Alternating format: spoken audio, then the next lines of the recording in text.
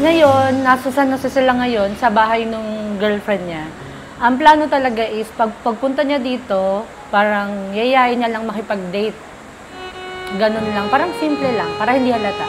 Kasi kung ang plano niya kasi noong una, parang resort, eh di parang medyo mahalatang may something. So ngayon, sabi niya, parang date lang, yung wala siyang idea na magpropose si kuya. Ganun. So, ang plano is, pagdating niya dito, ako yung magpapakit sa kanya sa mata niya. Tapos, dadalhin ko siya dito. Tapos yun na, i-play na yung mga songs and everything para tuloy-tuloy na. Kaso, umuulan. Ganun talaga. Pero pag-pray natin na maging okay na lahat. Kasi para sa inyo.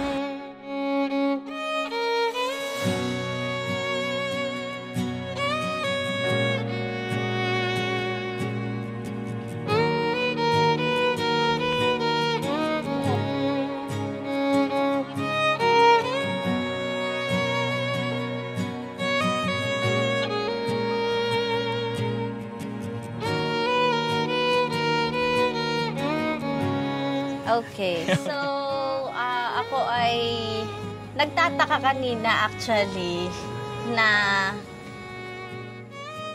ang dami nag-aaya sa akin sa Asir, ang dami nag-aaya kasi ano ko mapaghinala ako. So titingnan ko yung ano niya, yung Facebook niya. Tapos sabi ko, ba't parang ang dami nag-aaya sa Asir? Tapos merong Grotto Vista, ganyan.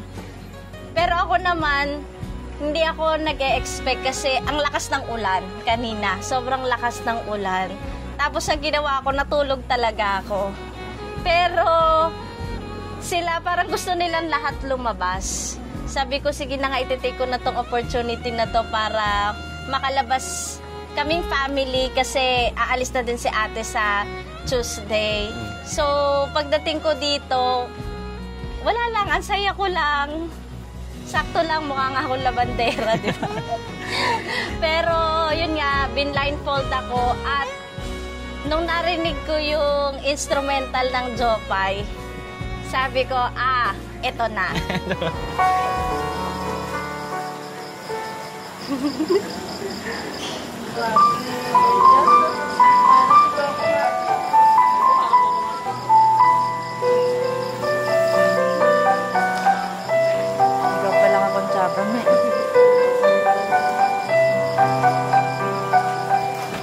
Oh, grabe naman.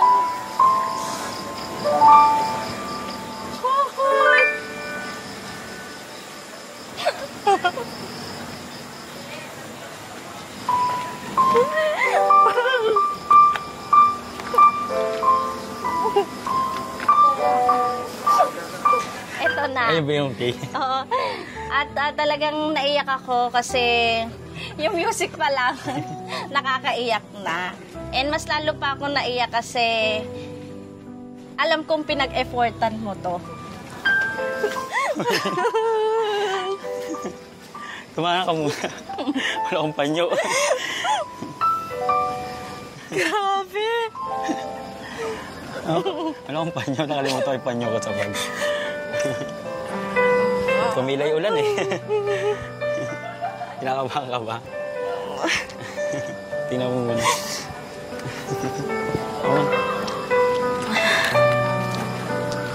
Ayun, love.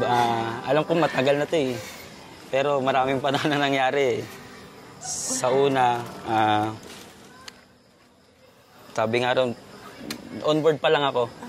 Matagal ko na siya pinagpaplano yung pagsampa ko pa lang. Hindi ko alam kung paano nga isa-set up kasi napakagaling mo kasi ang hirap magsekreto sa'yo.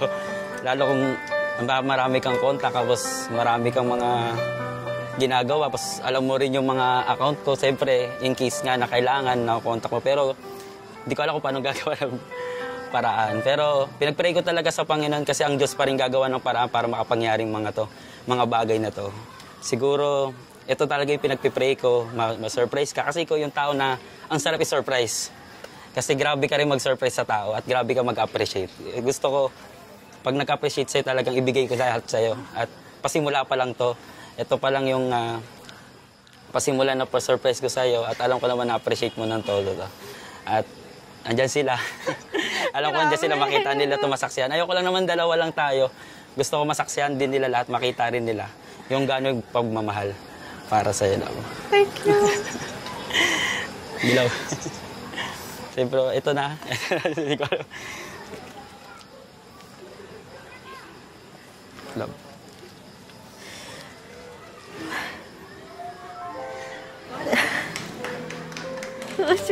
Love. Hindi ko na mapaghintay eh. Anda, tuloy-tuloy na to. Hanggang forever. Love, will you marry me? Sino ba tatagi dito? Yes, love. Thank you so much. Yes, yes. Naku, thank you po sa inyo. Grabe ka lang. Wow, grabe. Pinamamala ko. Love. Thank you. Thank you po. Tumingin ka doon.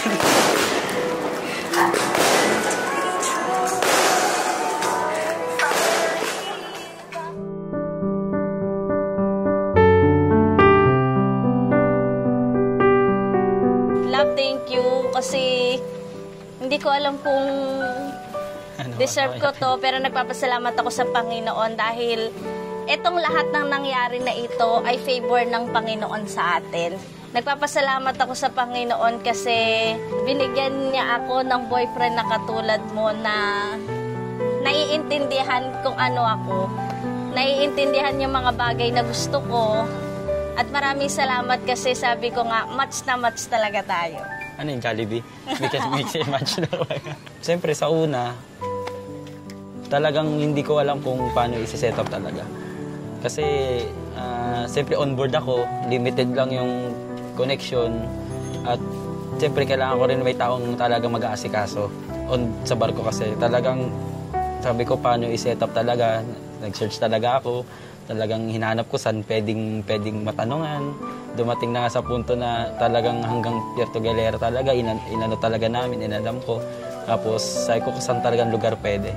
Tapos, andyan yung si Maris, siya yung talaga una kong nilapitan na tumulong para mag-asikaso talaga kasi nandito naman siya. Tapos, gumamit ako ng maiba-ibang mga pang-chat. Kasi sa Messenger, madali. Ano yung mga... WhatsApp lang naman yun. Nabuksan mo naman. WhatsApp lang naman yun. At, ayun nga, talagang sabi ko, hindi siya madaling ganun pamamaraan. Pero sabi ko, yung kahit mahirap siya, pero sulit. Sulit talaga siya. Talagang sabi ko, kahit mahirap, talagang grabe naman yung nangyari.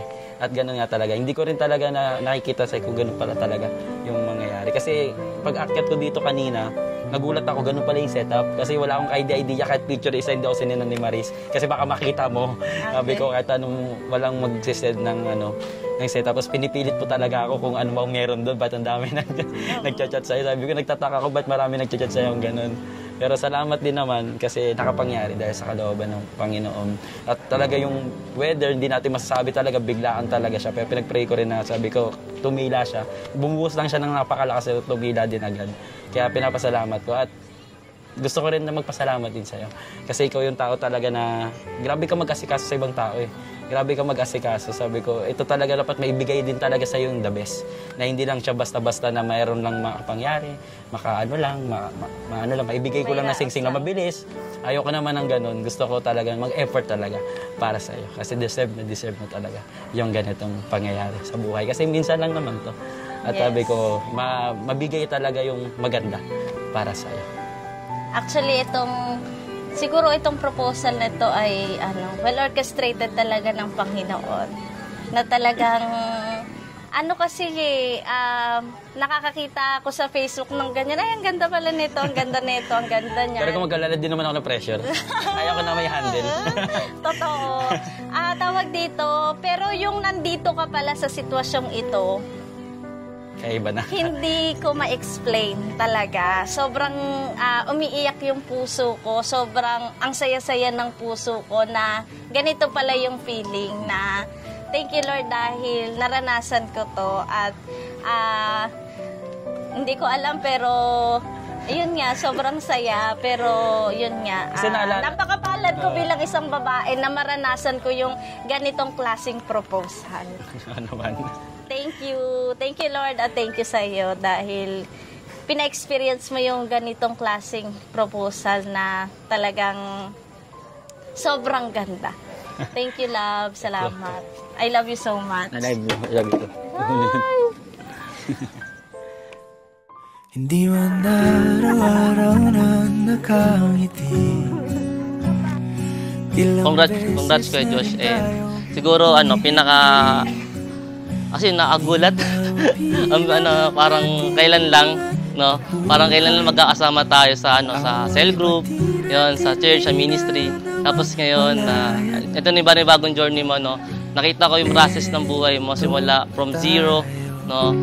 From something, no? And ayun, nakita ko yung pagiging isang kuya mo, and siguro hindi talong-talo si Ate Karen sa'yo. Ayun, hindi talong-talo si Ate Karen sa'yo. Grabe yung magiging isang kuya. Ayun, sana maging center niyo si Lord sa relationship niyo, and sana ayun, magbunga pa kayo, magpakadami kayo. Ayun. Hi Joshua, Karen. Masaya ako sa inyo. Noon pa man nakita ko na kayo talaga yung pinag-partner ni Lord.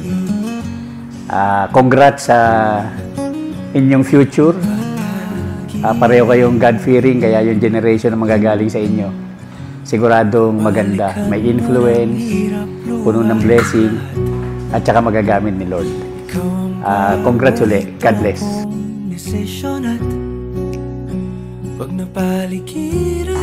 Masayang-masaya kami para sa inyong dalawa, at nagpapasalamat ako sa Panginoon sapagkat ang inyong relationship ay naging mabuting halimbawa din para sa mga kabataan. Naway magpatuloy kayo at patuloy na maranasan niyo yung blessing ng Lord. Salamat. God bless. Kuya Joshua and Karen, congratulations in advance. And ito lang a sort of advice, basta Christ-centered, yun ang sikreto, yun ang susi ng matagal na pagsasama. Pipiliin kong maging sa'yo. Thank you sa kuya ko kasi nagtiwala na sa akin. Hindi naman ako event organizer or something or coordinator. So ano lang talaga. So nagtiwala na sa akin na maghanap ng ganito, ganyan. Hanggang nakita ko si Sir Aris, tapos ng place na to. Kayo din po, salamat.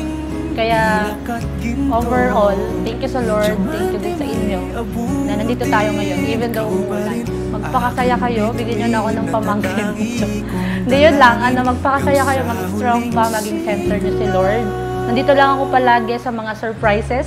Siguro yun talaga yung purpose ko sa buhay, yung taga-surprise para sa inyo. Ganun. Basta nandito lang ako, love ko kayong parehas. Love you. Babalik pa rin sa yakap mo, mahal sa huli.